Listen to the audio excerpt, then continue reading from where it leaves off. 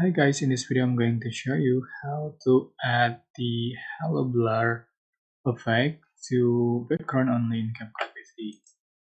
So for example, I'm going to select the photo,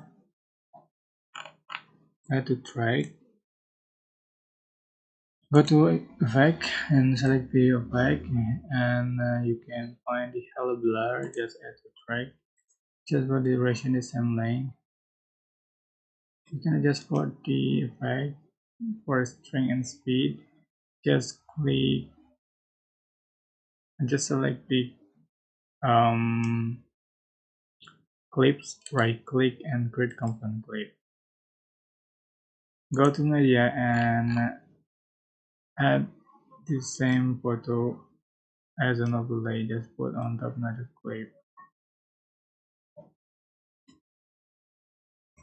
So you can remove the background, just click cut out and select auto cut. Alright. So this is the final effect you'll have on your video. I hope this tutorial was helpful for you guys. Don't forget to like, comment, share, and also subscribe. If you have any question, please leave it in the comment section below. Thank you so much.